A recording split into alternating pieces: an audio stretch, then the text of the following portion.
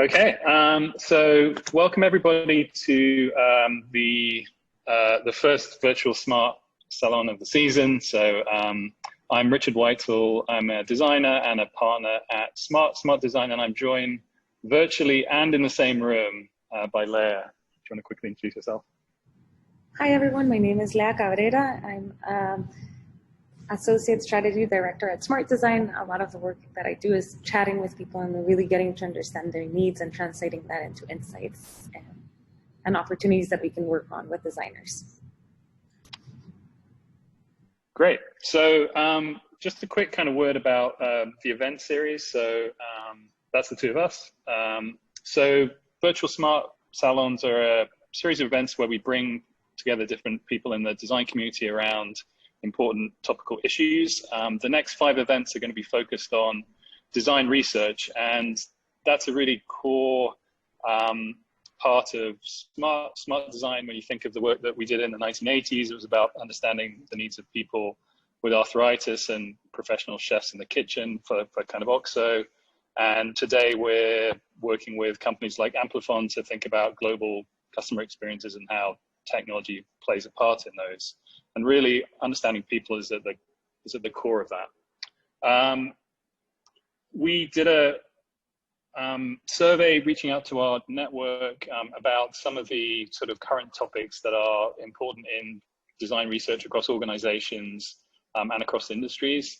And we kind of came up with these 5 themes, which we're going to be exploring over the course of the next few events. Today, we're going to be talking about engaging the organization, and this is really how does design research and user research more kind of generally engage different stakeholders and organizations in a way that it creates action and those kind of insights are accessible to everybody. This is like especially interesting today as we're all joining remote, and I think there are some particular challenges in remote working that have led to different ways of engaging. So I think it's a particularly interesting topic now.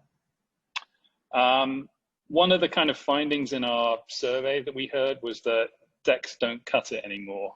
And we thought that was a really interesting quote in that researchers are now, the expectations have kind of raised where stakeholders are looking for more immersive ways of engaging in kind of research, whether that's more sort of traditional things like joining video calls or listening to kind of audio, or using, VR, exploring data visualizations, and even possibly meeting people in real life. So all these ways of engaging are powerful. They have different pros and cons, and I think the conversation we want to have today is really how do we utilize all these different tools and really get the best engagement from our stakeholders.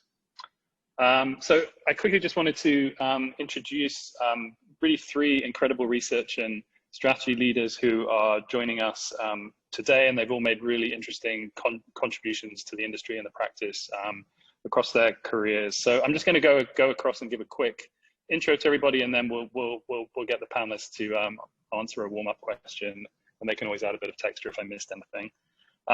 So I'll start off with Raj, who's an embedded design strategist at Memorial Sloan Kettering, where he works really closely with a complex network of non-designer stakeholders. So he's really constantly looking for ways that design and research can add value to the organization and ultimately to improve patients' lives. Rachel brings her experience, really interesting background in audio storytelling and radio production to bring her clients' organizations closer to research participants. So some really interesting ways of storytelling.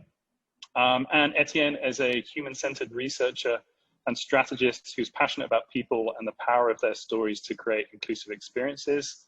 She's currently a principal researcher at Amazon Search, but has also led important roles at Uber, Method Products, and Clorox, and is the founder of Redefining Having It All, which is a non-profit organization that supports female empowerment through diverse stories. So I think, as you can see, each of the panelists has a slightly different background and different take on how to engage organizations. So I think it's going to be a really exciting conversation. So to kick things off, I'm just going to ask each of the panelists just to share an insight that had a big impact. Could be something that you came up with or something that you heard about, and why. So let's start off with kind of Raj. Maybe you could tell us about an insight that was really important for you. Sure. So I think my role is embedded within hospital operations. And so I really work with a lot of folks who are sort of in the front lines of providing patient care, not the clinicians, but all the administrative staff who facilitate that care. And I think one of the reasons that my role was created was to be able to build capacity within that staff to take on sort of innovation with a small I challenges, things that they were encountering in their day-to-day. And so, as part of that, I also cultivated a bunch of curricula that helped to train up their skills in design thinking. And one of the fortunate sort of externalities of building their skills in sort of addressing their own challenges was making them more receptive to work that we might be able to do together, where we might be able to, on our team, go a little bit deeper into design research. And so that was actually an insight for us as an institution or as a working department, that by engaging these folks who were not yet in leadership roles, but were growing into those roles, they would become better stakeholders and sponsors and advocates for those insights when we actually did cultivate them for them. Great, thank you, Raj. And then maybe over to Rachel next.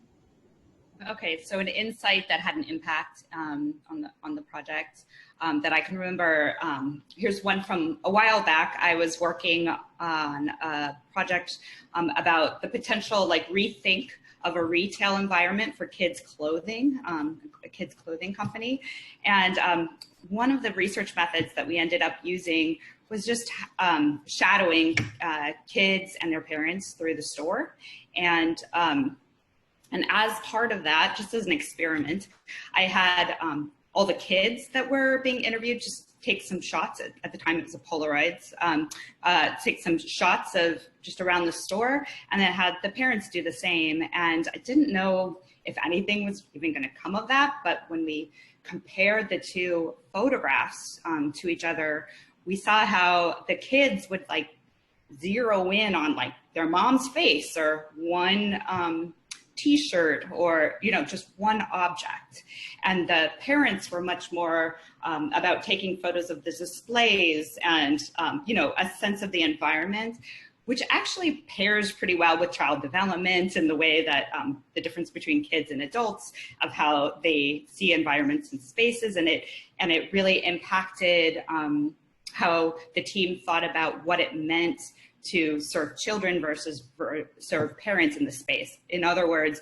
we started to think that maybe the opportunities for kids were more around product versus the store layout, and maybe the opportunities for the parents were more around the store layout. Just because of those Polaroid difference, it kind of sparked that insight. Cool. And then Etienne, do you have a story about an insight to impact? Yeah, so I just recently started at Amazon, and so this story is actually from a different company. It's Uber. A couple years ago, I had worked on a few projects related to understanding what loyalty feels like for users, specifically Uber users and also competitors. And I think what was an aha moment for us as a team was just this idea of how, the way a company treats an individual isn't, and the rewards that they give them are not just, can't just be monetary. I know that might sound pretty primary in terms of just an understanding, but I think that single insight of it's not just about monetary rewards, it's about things that you can't put a price tag on, that really does generate a sense of loyalty for people. And so that really helped guide, at the time, the inception of the Uber Rewards program, and then its following iterations in terms of how to reward and incentivize users and how to make them feel valued along the way. I think there's also another level here, which is you can maybe adapt to just regular life, which is, surprises are wonderful and they're delighters. And the less predictable something is, the more effortless it feels and the more fun and engaging it is. So for instance, if your partner brings home a bouquet of flowers on a random night versus on your birthday, you know, it feels completely different. And so I think that was another key insight that our team identified that we kind of put into play. Great, thank you all. So I guess we've kind of demonstrated that like one way of engaging an audience is like verbal storytelling. So that's kind of one trick. Well, one thing I just wanted to say to the audience is that we invite everybody to post questions in the chat thread. Leia's going to be keeping an eye on those questions, and as we go through, she'll be kind of chipping in any questions from the audience that are relevant. So please feel free to add questions on as we go along. So I think we'll spend up until about quarter of the hour doing basically questions from myself and Leia and discussion between the kind of panelists, and then we'll save about 15 minutes at the end just to answer any questions that remain from the audience then. So sit tight if you don't hear your question during the actual conversation. So the first question is just, you know, when you think about making research learning, you know, accessible and actionable within organizations, what are some of the tactics that you've used that come to mind that have been effective? Maybe we'll start with Etienne and we can go across. Yeah, so in my previous role at Uber, I led a small team called Insights Platform. And our objective was really to increase the impact of insights across the organization and globally by really democratizing insights. And by that, I don't mean democratizing research. So I don't want to confuse the two. But really by insights can come from any part of the organization. So whether you are a senior researcher in HQ, or you are a junior operations person in a far-flung city, you know, all of those insights together help us understand the full picture. And so the way we did that was through developing an insights database, so a tool, as well as some processes and establishing partnerships, so with adjacent teams that would have insights. And so I think what's important there is just the idea of sharing and in person, not even in person, but live sharing of learnings and discussion, and how that in and of itself, as simple as it may be, is incredibly powerful for people who are collectively building knowledge. That's great. Rachel, do you want to share a tactic that you found has been useful? Yeah, I think for me, of the panelists, I'm probably the one that's more on the consultant side the most. I work as a consultant still with many different organizations. So sometimes I'm kind of embedded in the organization, working that way for as much as 6 months at a time. Other times I'm much more like kind of going off and doing a project, but needing to kind of stay abreast with the client. But long story short, I'm kind of jumping around different cultures all the time. So I think from my standpoint, I find it super important to understand the way that different organizations communicate internally, and to kind of be able to formulate my insights in a way that makes sense for the organization and the way the organization communicates. So there's some organizations where they'll really want to be super rough around the edges, and they really want you to just kind of throw things in a Google Doc and instantly have a discussion about it. Other ones which really want like that beautiful flashy video that they can show and shop around in order to kind of inspire people. So I really try to learn early on what types of deliverables make sense for how organizations communicate, and then just react accordingly. Sometimes even doing things a little bit different than what they usually do intentionally, if it makes sense, to elicit a certain reaction. So, do you think that's something you can find out early on, or does it need to be discovered through a process of trial and error? I mean, a lot of times I'll just straight ask. I mean, if I'm not working embedded with the client team, I'll just straight ask the client, and I'll just try to get clarity around that. Like, you know, what level of polish makes sense for a deck? Because there's some people that there's some organizations, if you do a really polished deck, that's bad. It will look like you wasted money or time or things like that. So it's like you really want to understand what's the right cultural context. If I work embedded, I can see that for myself. I can see how people are communicating, and I can learn. And that's why it's really good. If I have long-term relationships with clients, I'm better at knowing how to cater to their organization. Yeah, and then maybe Raj, could you dig into that idea of being embedded and how some of the tactics that are really applicable in that situation?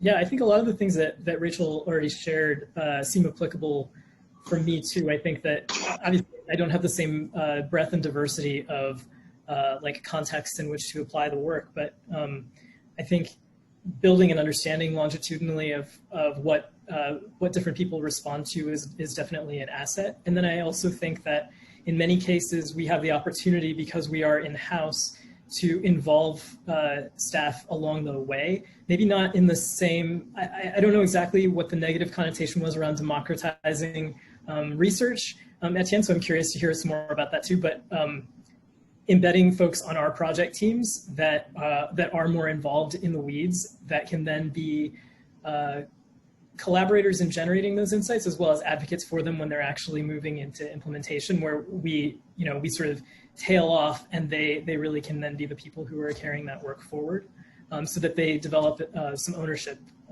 in those insights as well. Yeah, I think that's a really interesting. I mean, kind of one thing that I notice is that normally research is speaking to quite a broad range of stakeholders who have very different amount of time available, different things they're looking for in the research. So I'm very curious about this idea of democratization and how much, can you accommodate for all these different types, and how do you build in flexibility that kind of gives people what they want? I guess some of it has to be sort of asynchronous, but I'm sort of curious, Etienne, whether you have any.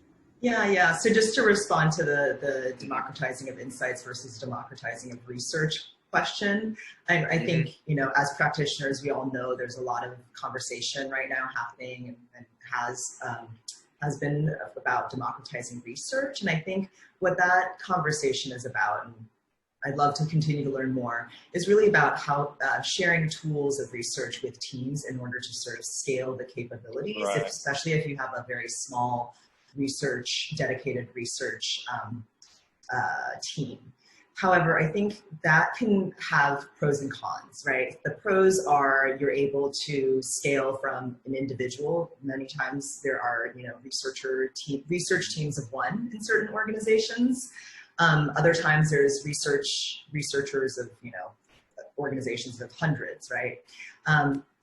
But I think what's important here, and the distinction I was trying to draw, is not so much of a value judgment, but more about the work that we were doing was not so much about sharing tools of research, how to conduct research or replicate the methods that the UX research teams do, but it was more about insights. And so insights can come from anywhere. This is my belief. This is our team's belief. And I think, Richard, to your question about how do you kind of enable this and do it perhaps asynchronously, is I think we need to kind of get on the same page, establish some similar definitions of what are learnings, what are insights, what's sometimes just an anecdote, a one-off, what is, there are places where a single anecdote is highly valued. I'll say at Amazon, that's the case. Jeff Bezos will oftentimes send out like a single customer anecdote from a review and be like, how are we going to fix this? Which I find to be actually pretty amazing. But then there's other organizations, and I'm sure we've all heard this from our work, is like, oh, you only had an N of 10 people. Like, how can that be true? Right? So I think I'm going a little off the topic here, but I think that there's insights can come from so many places. We can learn. I think we can leverage harness the impact through non-researchers generating insights that we all coalesce and bring together. And I'm guessing that's very true of the work that probably all of us do here on the line to some degree. Can I say that it just makes me think a little bit about when we're thinking about sharing research, it's challenging sometimes to know where do you share the research versus share the implications of the research, and how, you know, how much leeway, because it does seem like researchers are trained in pulling insights from research in a different way than people who are less familiar with research might be. You know, like I'm sure we've all like had been in situations where one person heard one interview and one quote, "I really love this idea," and then they're like, "This is a great idea," you know, like for the no matter who else says it or how they say it or what other themes or things come up, they said, "Well, you know, this guy said he loved that idea." And so it's like, it's challenging because I think in addition to sharing research, researchers sometimes have the role of facilitating that process from research to insights, or kind of at least being part of the discussion too, because even if anybody can come up with an insight, you do want to like think about, well, what's that insight based on, and you know, make sure that we're all synthesizing things appropriately. Like to Etienne's point, maybe understanding when is something a one-off, which is when is it a theme, and that kind of thing. I'm sort of curious whether you guys, do you feel like there's sort of any part of the research process that shouldn't be open to all stakeholders, or should be a bit more of a limited group? I mean, for me, like maybe synthesis comes to mind, but I'm just curious whether any of you guys have found that there are areas where it needs to be a little bit more kind of focused down. And I feel like in my experience, sometimes it's also in the scoping of research and sort of identification of methodologies, right? Obviously, that's something where we have some more training to draw upon, and like examples of what has yielded what in the past, but you know, that's not training or expertise that I would expect other people to be able to draw on. And I think a lot of times when with the folks that I work with, there's a default to, you know, surveying, or if they've actually worked with us before, then interviewing. And it's like, okay, well, those are both useful in their own ways, but there are other things that we can try as well. So it's just the imagination for what the research endeavor might be. I'm so curious. I mean, Raj, you sort of work in a really like a physical institution. Rachel, you're a consultant, and Etienne, you sort of work in a tech firm where kind of a lot of things are online. And I'm kind of wondering, you know, in what ways has like remote working and COVID been a headwind or a tailwind? I mean, are there some things that have improved and some things that have got harder? Maybe you guys could like talk about some of the things that have shifted.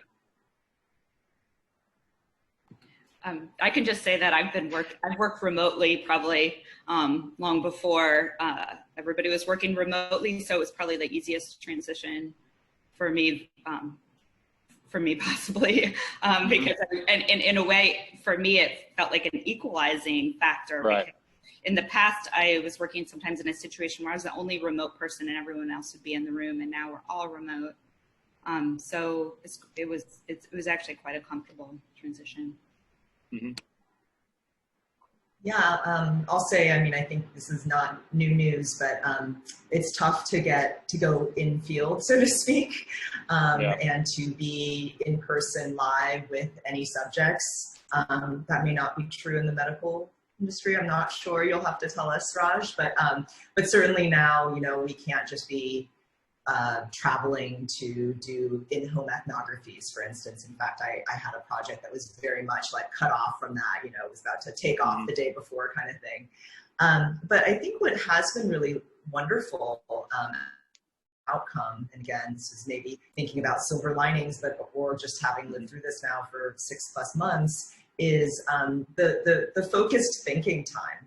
You know, as a researcher, there's a lot of deep work that needs to happen.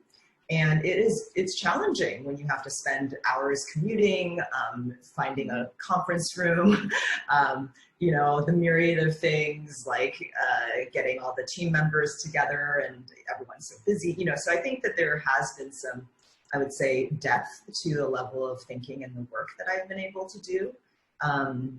You know, both now at Amazon, I just actually completed my first study. That was very exciting. And then also the last projects I completed at Uber, I thought, you know, remote wasn't so bad. But definitely it takes the in-person live element of user research out of it. Yeah. Tim, I was wondering, that's a conversation that we've had of how remote research is changing, not being in person. But I wonder any of your thoughts on, for any of the three of you, how synthesis has changed remotely, and how, because I feel like sometimes the energy of being in the room, synthesizing together and bringing stakeholders to be part of that process can be pretty magical. And how can you shift and readjust as we're in COVID and doing a lot of that work remotely?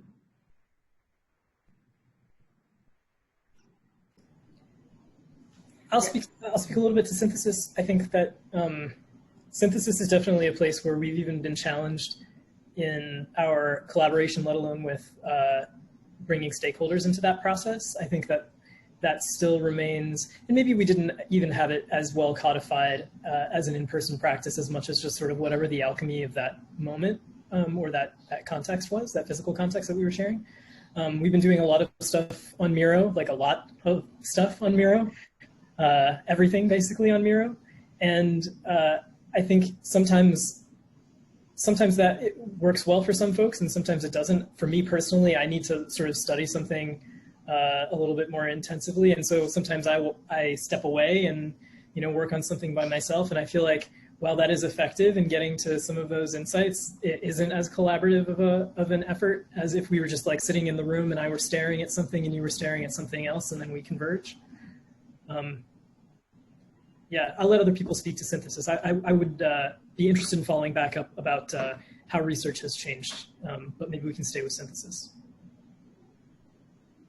Yeah, I'll say the remote collaboration tools are key here. So using Miro or Jamboard, like something as simple as that, where it's kind of non-linear. I think that's actually key because lately we've tried a couple times to do synthesis in like a Word doc, and that is just a little tougher. I think there's also just a very basic limitations, like how long can you really sit together on a video conference? Whereas, you know, previously it was like a 3-day insight sprint. Now it's like, okay, we can really only do this for 2 hours without people drifting off or becoming disengaged. However, we have, and I've run a few sessions, even in the quarantine period here, where we just kind of chunk it out. So, you know, instead of 2 days, 3 days continuous, we do it over, you know, a week, and there's a couple focus periods. Yeah. And I feel like that actually has really challenged my own expectations of what these moments or these activities used to be. And, you know, we're doing it pretty well. I think the main thing that's challenged a bit is serendipity. I think, you know, I'm a believer in serendipity and, you know, calculated chance happenings or just chance happenings leading to amazing outcomes. But I think right now everything's a bit scripted, and so kind of have to plan for those serendipitous moments, perhaps on our own. Not sure, but, you know. Yeah. Raj, I just wanted to come back to you on the broader remote kind of working topics. I know we didn't get to you. Sure, yeah. Yeah. So I think that our research, like the two biggest buckets of folks that we do research with are staff and patients. And we've done a lot of research with staff since COVID started. Most specifically because so many folks' roles have changed and the nature of the work hasn't changed, but the location of the work has changed. So many of our staff are now working from home where that wasn't a construct basically at all for almost any of them.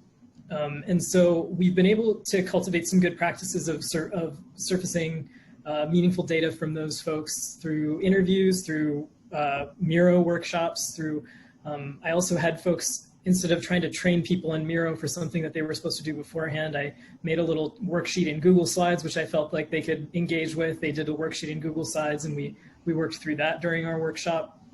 And even for observation, because all of their work is now online, and it's we were able to observe them doing some of that work just by screen sharing. None of that was stuff, the work didn't look like that before. So I think that has been its own sort of asset. And I think to what you were talking about also, Etienne, there is this focus because we're not just like sitting in the general area, we're on screen looking at you, you're looking at us, right? So there is a little bit more attunement to the conversation, which has been good. I think with patients, it's still, we haven't done that much research with patients yet in a remote context. And for us, we don't compensate patients who are sort of research participants because that's sort of like a conflict of interest. So it's always been just sort of, we usually catch patients when they're on site, or we coordinate with their team to be able to speak to them when they're on site, and we haven't been doing that.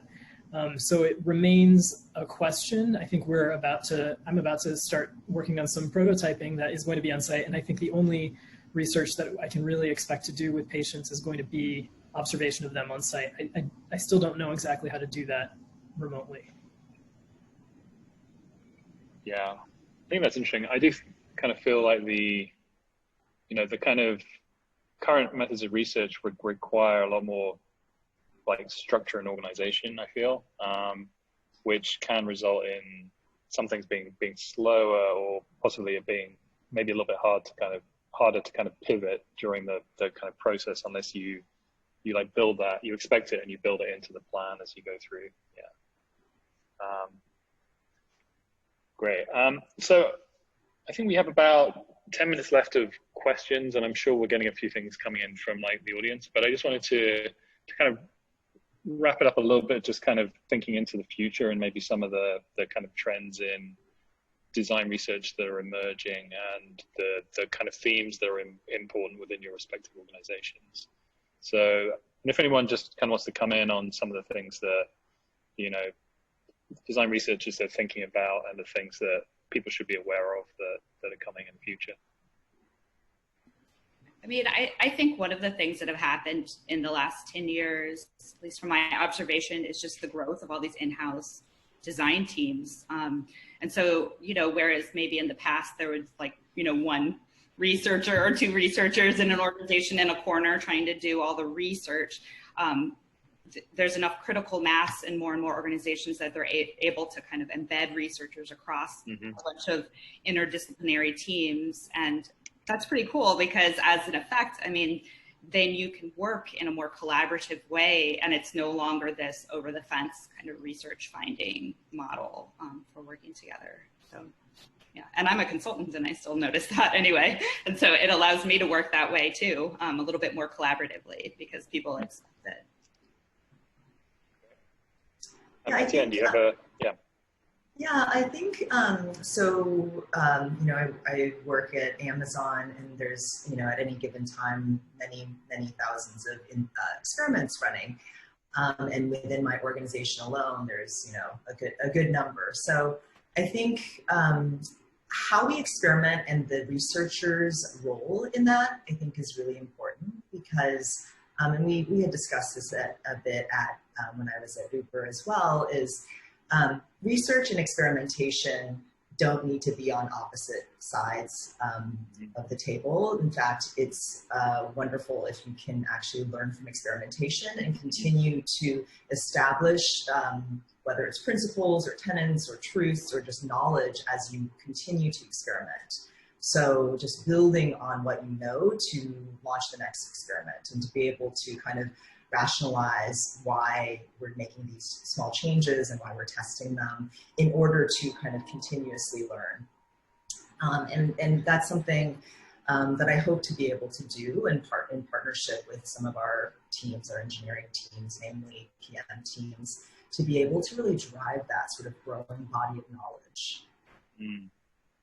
That's a really interesting kind of topic, sort of organizational memory, and how, I think in our minds, right, our kind of memories, are kind of filtered in a very selective way. And in organizations, they get filtered in a slightly different way, right? Because it's due to people moving between different groups, or people leaving, or people arriving.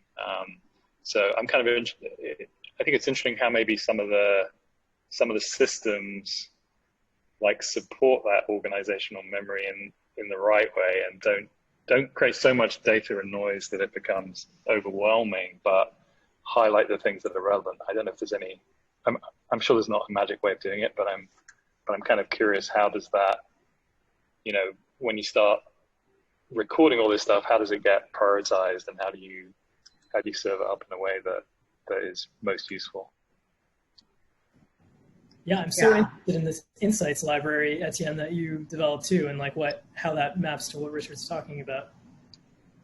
Yeah, I can't say that was the work that I had done at Uber, and I can say at Amazon there's many insights libraries, which is wonderful, and also can be a little overwhelming in that there are so many. But I think that the good news is that it's being captured. I think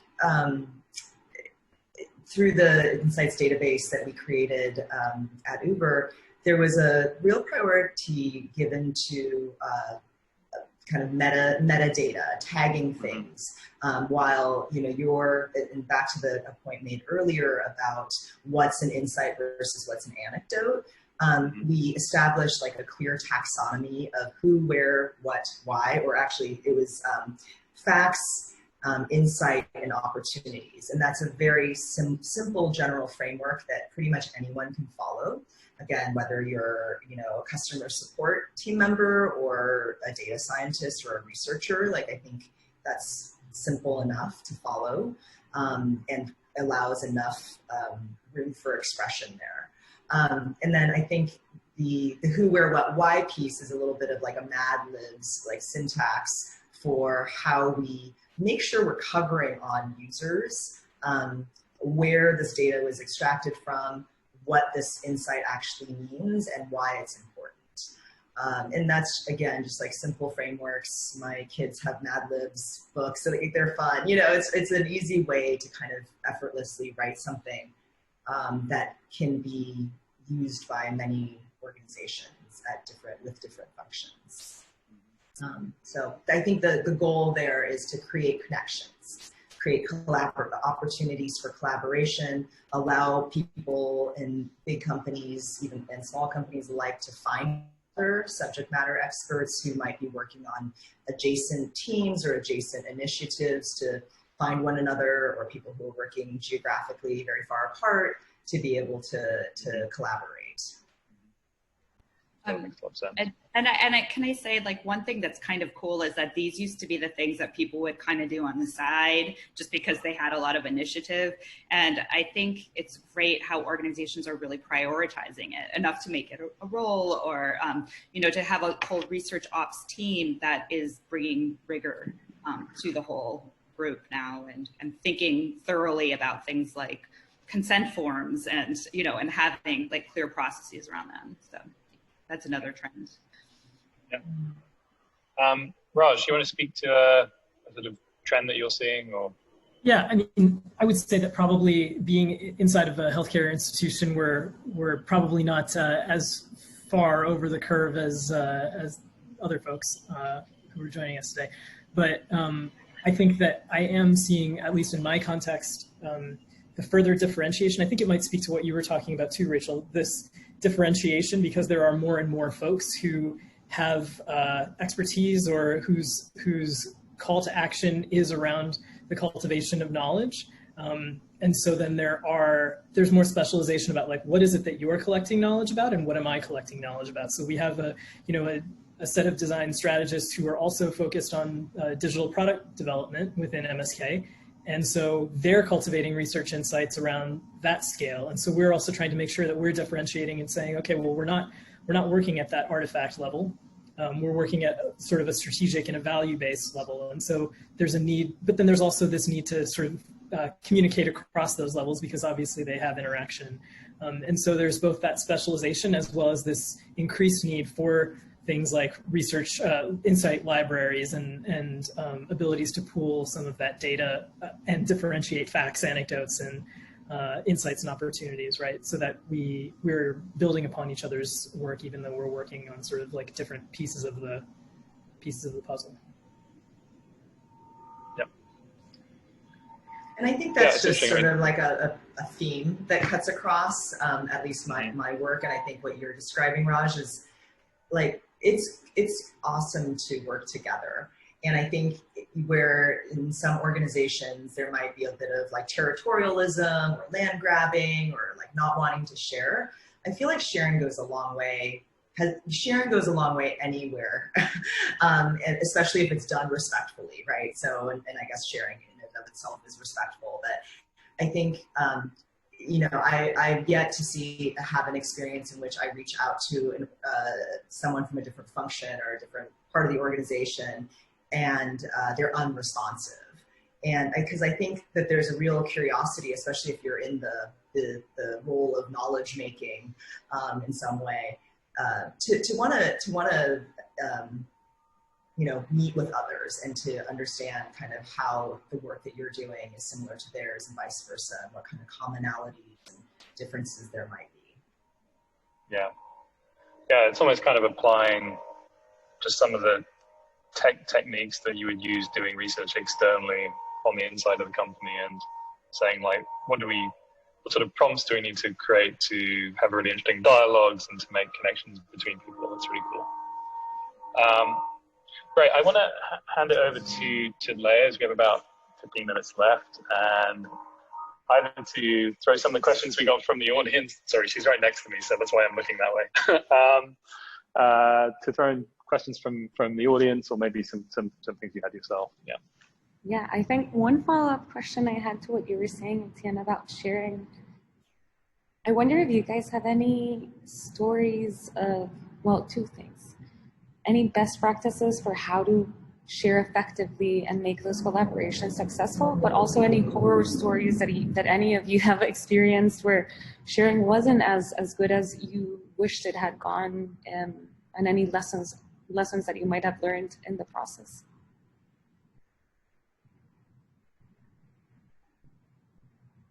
Or I don't know, Rachel, if you want to take it. Sure. I think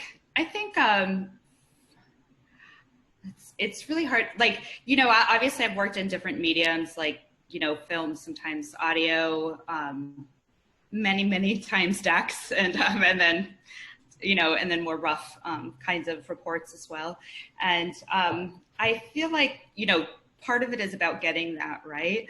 But bottom line, the most important thing is always creating a tight story. I think, like when you're going to share things back to people. I mean, I suppose like sometimes you can share it with people when it's less fully baked, depending on how you're working with them and how you're dialoguing with them. But my goal of research at the end of a study is always to have a tight story. And I feel like if you have a tight story, it almost doesn't matter what medium you express it in, as long as you can get that tight, like kind of something that people can glom onto from the story perspective. And then you just express it however makes sense to express it.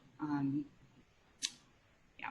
And I have a nightmare story as well, where in the past I did research, and I basically hadn't worked super closely with this particular client, at least the main stakeholder. I hadn't worked as closely, and I didn't really run the report by them in its final form before showing it to them, and it ended up being quite controversial, and it was almost too bold. It was basically telling them that they were not serving the people that they said that they're targeting, and it was a big, it was problematic from a morale perspective from the team, and also it made them really defensive and kind of shut down. And that was a huge learning for me. It happened years ago, but it was a huge learning for me about really kind of working with a team. And when you're thinking about framing results, really thinking about, well, what are the results for, and what should they be facilitating, and how do you communicate it in the right way to do what you want to for the team, not just make them feel bad. So that was my nightmare story.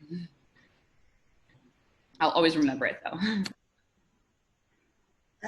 I think this earlier, I think Rachel mentioned this idea of like degree of polish.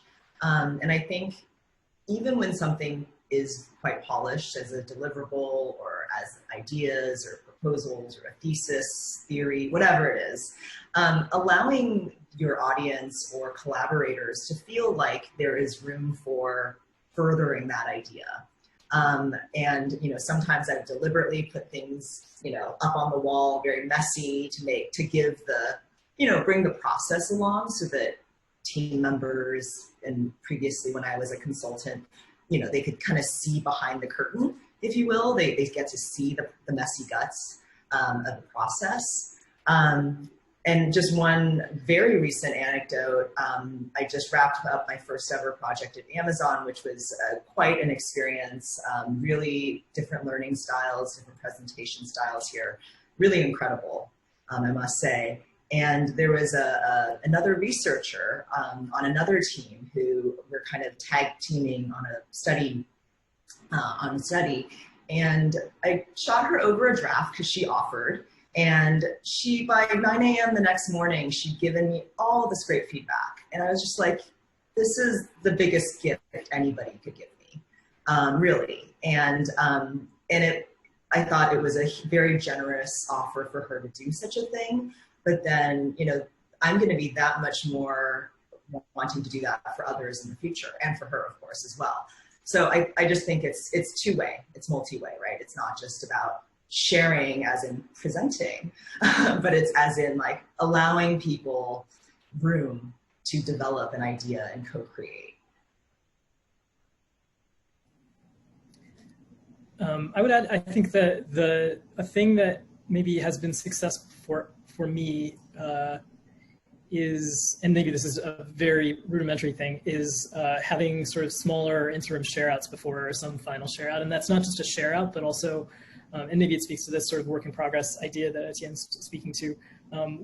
Especially if the project doesn't have a real valid midpoint, it's like, you know, a 5-week thing. And so there's no real value in having a midpoint share out.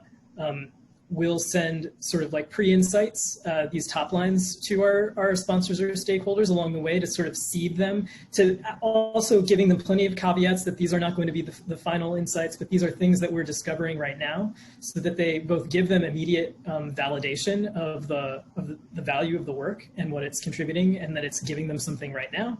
And that also it sort of sets them up for being more receptive to some more complex web of insights that we might deliver at a later time. I think that that's done a good job on that front.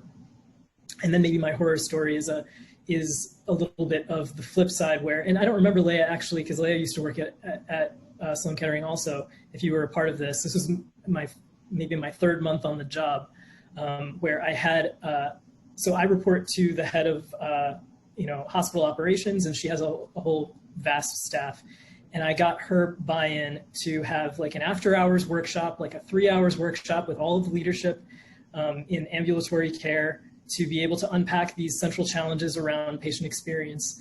And we divided into groups and worked through an exercise to understand like what's beneath this, what's sort of like motivating these particular challenges. And at the end, they all had like very granular understanding of what was the obstacle within the challenge that they were looking at. And then they'd even like made sort of intention cards that I designed for them to sort of commit themselves to some next action. And the very last thing, my boss, who was just sitting in the corner the whole time on her computer, she stood up and said, like, thank you so much. I'm so glad that you were all here. Just so you know, I'm not going to hold anybody accountable for any of this work. So you all have different priorities. Those are the priorities. So it just felt like, okay, well, that was a real failure to get on the same page, because I don't think that she understood what might come from this exercise. She was excited about it being a professional development activity, but then when it actually came to, here's a challenge that we need to then address, it didn't factor into her priorities. So that was just a real misalignment of expectations. Gosh, yeah, I remember I was there. I remember that framework. It was really helpful, but yeah. And one of the questions that we got from the audience was, any unconventional but effective ways to present insights from research that's not a tech? So anything that's unconventional. Raj, should we start with you? For me? I think Rachel. For everyone, or Rachel. Anyone who wants to take it, we just started with Rachel. Yeah, I mean, I think we might have touched on this early, is that I've had some audio storytelling training.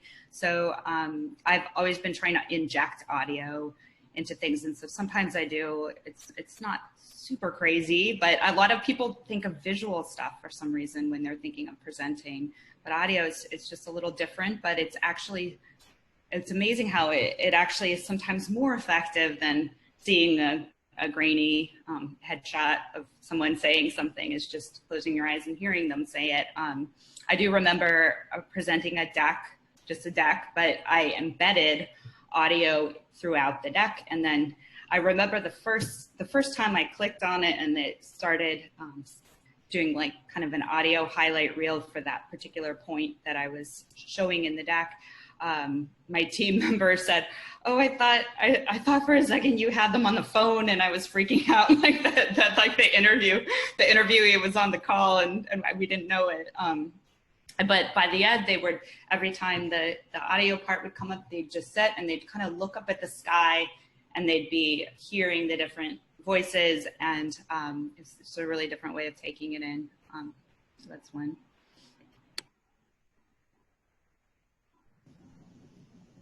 I can share the obvious complement to the audio is a video, right? So on one project, I think we had one of our insights was around the administrative burden of clicking between like many different platforms in order to accomplish a single task.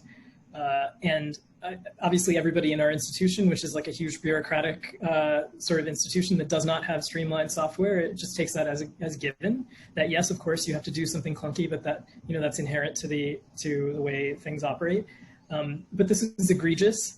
And it also like deterred from the ambitions of this program. And so what I think we needed to do in that case was not just to say there's a bunch of clicks, there's administrative burden, but we made an animated GIF of if you had like a given task, here are the 17 screens that you had to click through and the six platforms, so that you actually had to walk through it as well and understand what that process was.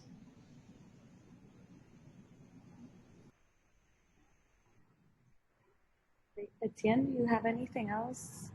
Do you have anything to add? I'll just say, yeah, so a related project to the loyalty project that I referenced earlier at Uber, it was a multi-country study, and we selected a few key users that we had done really in-depth in-home ethnographies with, to then come back and do a literal day in the life video. And this was led by another team member. And I just thought it was the coolest thing, because on top of that, we had this Emmy Award-winning videographer, and it was just really incredible to see what a true day in the life of one of our users was like, even after having interviewed them. And I just find them to be so incredible in bringing to life like the richness and also the diversity. You know, just to see what a user's life is like in Bangalore, or Mumbai, that's different than, you know, London or New York City, you know, and then what the implications are for the products that you're building is incredible. There's nothing that really quite replicates that, short of actually being there and enduring the, you know, 3-hour in homes and things like that, which is also wonderful. But, you know, many people don't have that, you know, freedom to travel like that.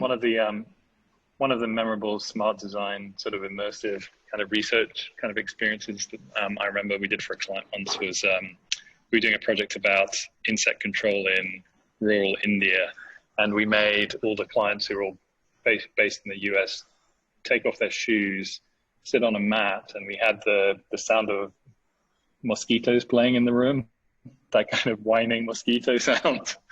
And it was pretty kind of powerful in like taking everybody sort of out of where they were and into a different mind space. So that's a fun one.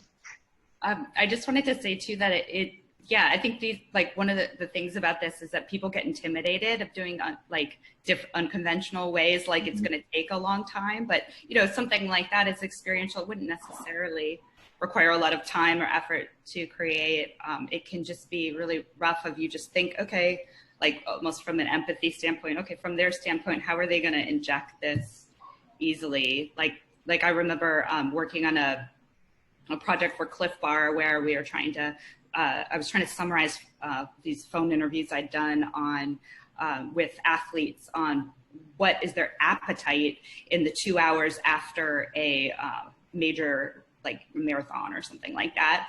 And so I was trying to summarize that. I decided to like make a collage where I showed, okay, at first it's like water and yogurt and grains and things like that. And then you kind of get more into like nuts and salty things and pretzels. And then by the end, you're like having a burger and a beer. And I just like pulled out magazines and pictures and made a collage of that so then they could see.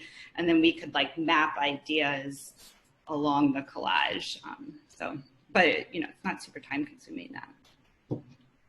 I would say it's also what inspires you as a researcher.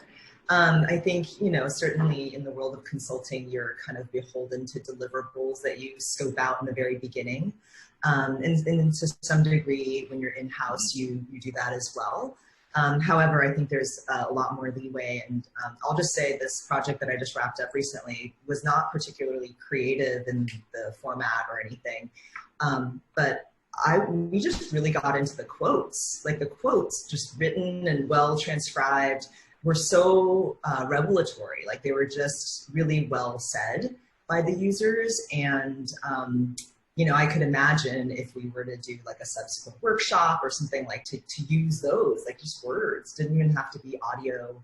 But, you know, again, going back to this idea of like what gives you energy, what makes you excited, I think that's a piece of it too. It doesn't necessarily have to be the most creative, amazing thing, unless that's what they're hiring you for, like at Smart Design or with How We Meet. Yeah. Rachel. So we are just about out of time. We have 2 minutes left. So I just wanted to say big thank you to Etienne, Rachel, and Raj for all the amazing insights. I think you guys all have so much great experience, and I'm sure it's really inspiring. Certainly inspiring for me, and I'm sure inspiring for all of the other people listening. We will smart a summary of the conversation, so we'll kind of pull out some of the key themes. So if anyone on the call wants to share that out with anyone else. And I'm just going to quickly plug our next event, which hopefully everybody can see this. It's going to be focused on, we've called it breadth and depth, and it's really focused on qualitative research at scale. So really, how do we merge some of the more data-driven techniques with some of the richness of qualitative research? So I think it's a really interesting topic. We didn't touch on it that much today, but I think it's something that I'm sure a lot of us are thinking about. The event will be after the election, so I would just encourage everybody to vote. That's really important. And we will be getting back together for the next event on, I think it's going to be November the 10th, but we will update the details on the link. And there's a link at the bottom there, which again, we'll kind of share out with everybody. So thank you very much, panelists. Thank you, Leah. Thank you, everybody at Smart who helped put the event together, and have a great evening or afternoon. Thanks, everyone. Thank you. Thank you.